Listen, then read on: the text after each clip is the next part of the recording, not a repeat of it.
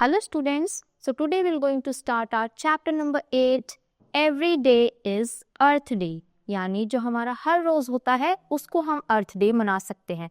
जैसे ऐसा नहीं है कि पर्टिकुलरली अगर इस डेट को मनाया जाता है तो हम उसी दिन मनाएंगे, नहीं, क्योंकि हमें ही अपनी अर्थ का ध्यान रखना है। तो हमको ऐसा लेके चलना है कि सिर्फ उस दिन नहीं केयर करनी, हमें हर दिन अपनी अर्थ की क्या करनी है, केयर करनी है, उसका ध्यान रखना है। और आज का थीम है हमारा एनवायरनमेंट, यानी जो हमारे आसपास का वातावरण है उसके बारे में आज हम पढ़ेंगे। तो बच्चों, आप यही सीखेंगे कि हमें अपनी सराउंडिंग्स की कैसे टेक केयर करनी चाहिए, कैसे उनका ध्यान रखना चाहिए और क्या क्या चीज़ें हमें करनी चाहिए। Students also will be motivated to spread environment awareness among themselves.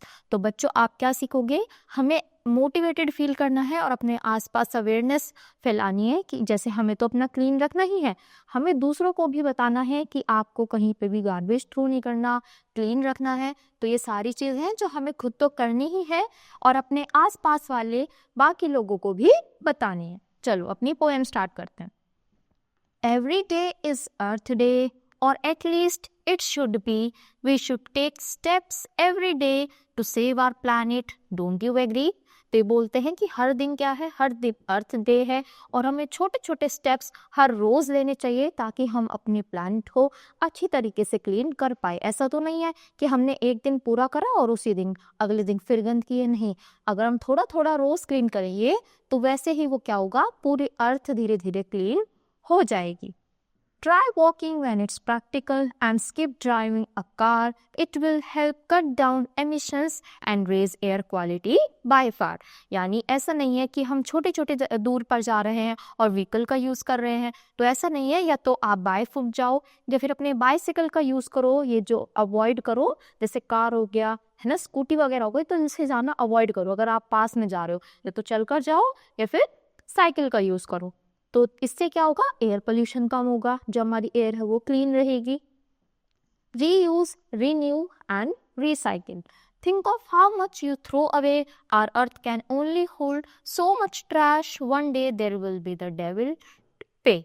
यानी देखो, अगर हमें क्या करना है, रीयूज, रीयूज मतलब बार बार हमें क्या करना है, चीज़ों को यूज़ करो। रिसाइकिल, अगर आपके आपने बड़े हैं, आपके क्लोथ क्या होगा, कपड़े छोटे हो गए तो वो कौन पहनेगा, छोटे बच्चे पहनेंगे, फिर उसका क्या होगा, कुछ और हम डस्टिंग वगैरह के लिए यूज़ कर सकते हैं।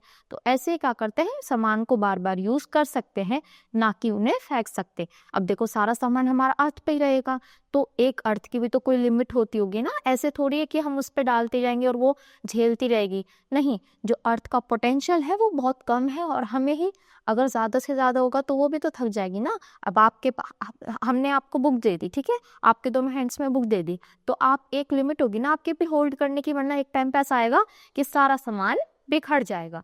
इसीलिए हमें जितना कम है उतना ही यूज़ करो, बार बार यूज़ करो।